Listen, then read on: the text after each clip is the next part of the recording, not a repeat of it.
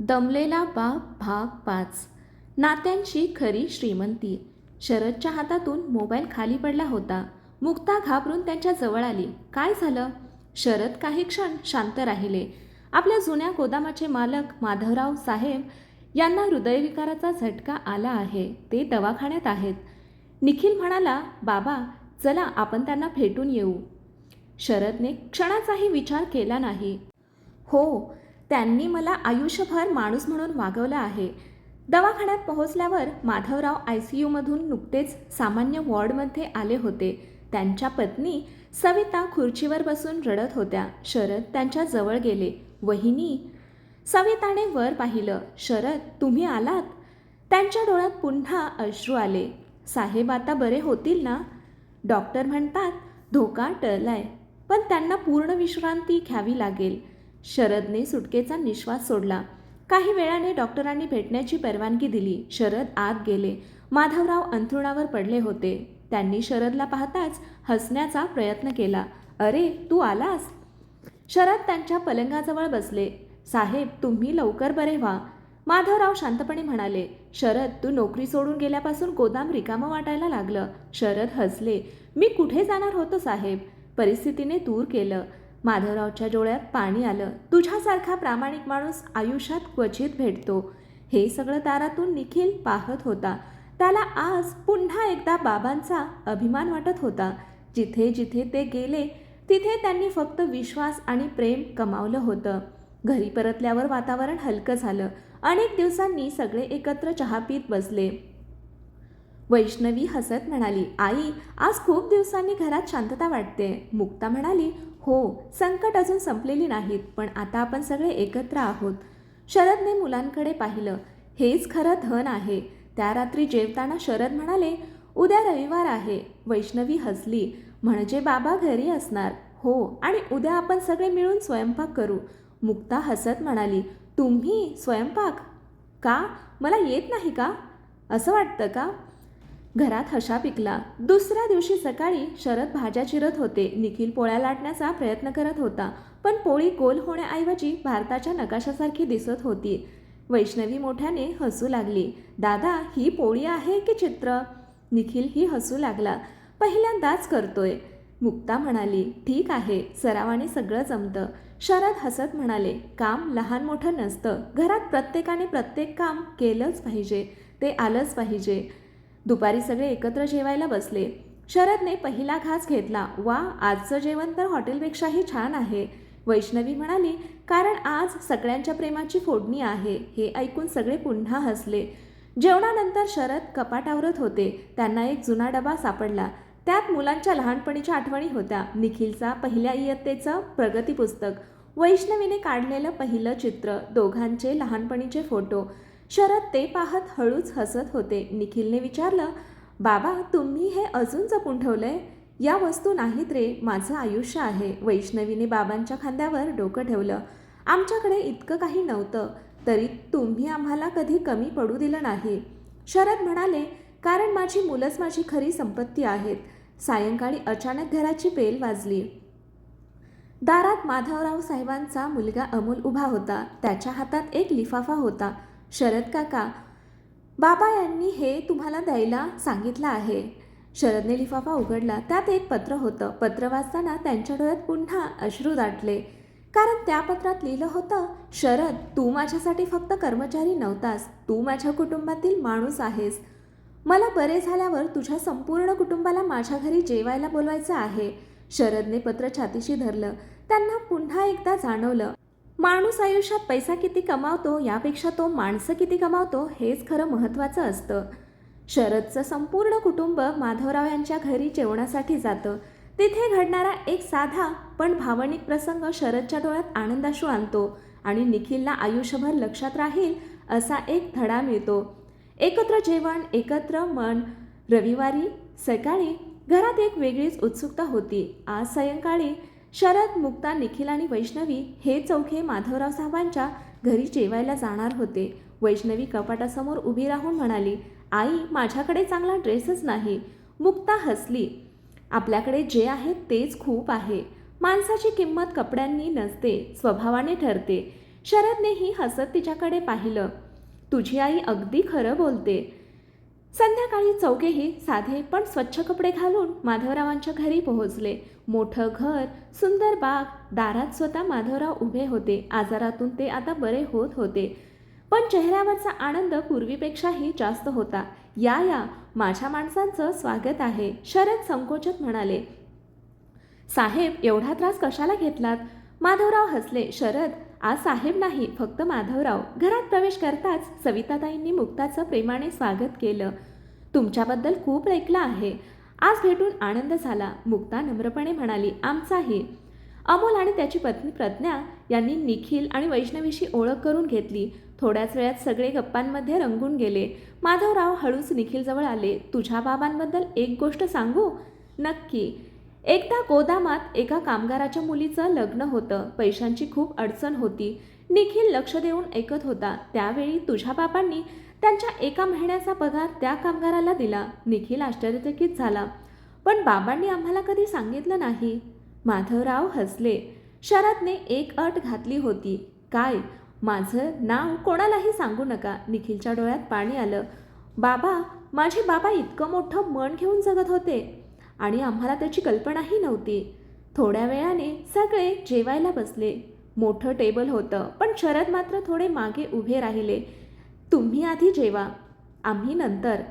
माधवराव लगेच उठले. त्यांनी शरदचा हात धरला आणि म्हणाले, हे माझं घर आहे, इथे कोणी मोठा लहान नाही.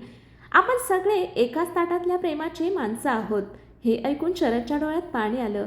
सगळे एकत्र बसले. घरात हशा, गप्पा आणि आपुलकी भरून राहिली.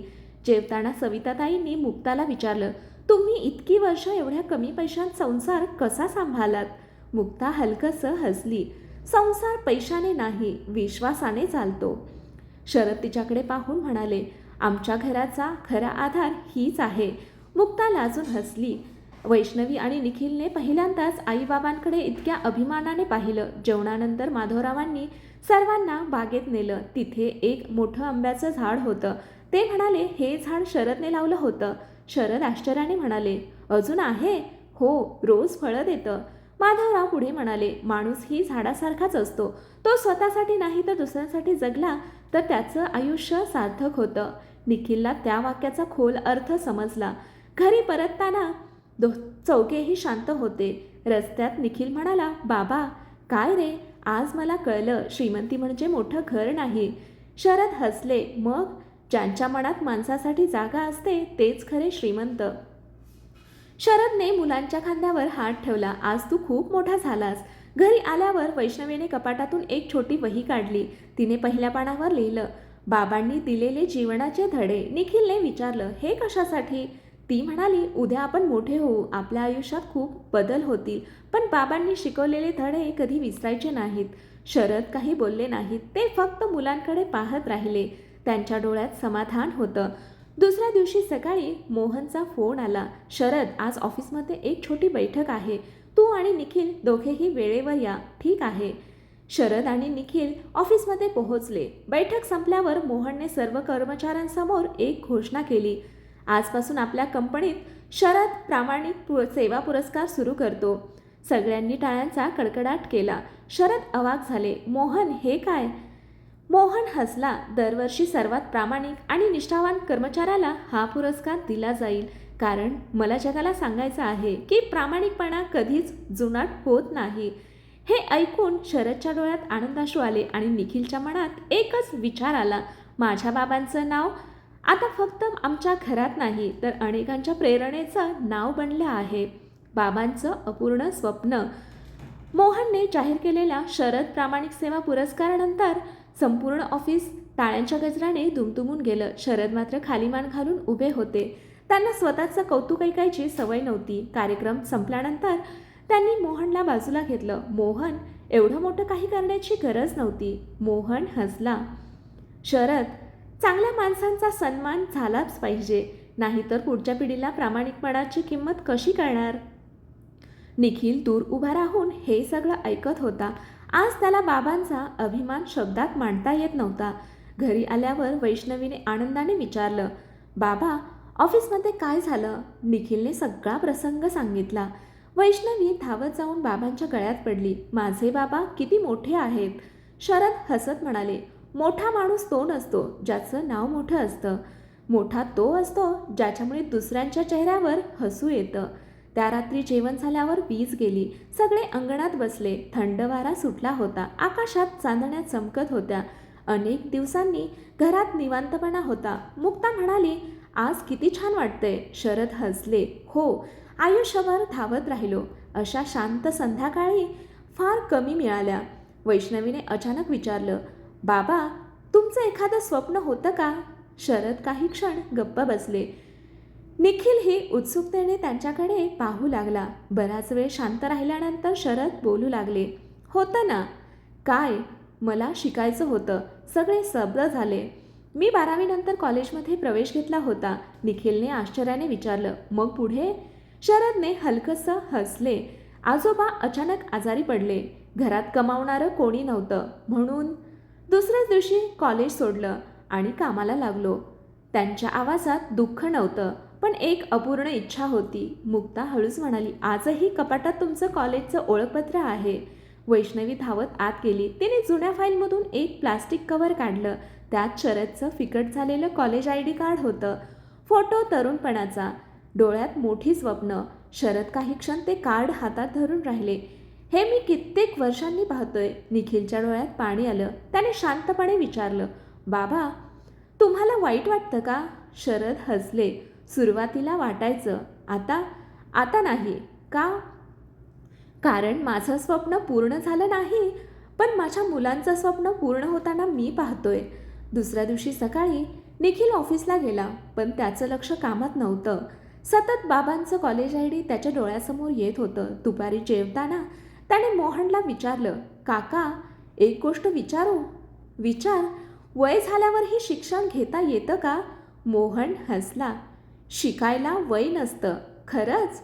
माणूस शेवटच्या श्वासापर्यंत विद्यार्थीच असतो. निखिलच्या मनात एक नवीन विचार रुजला.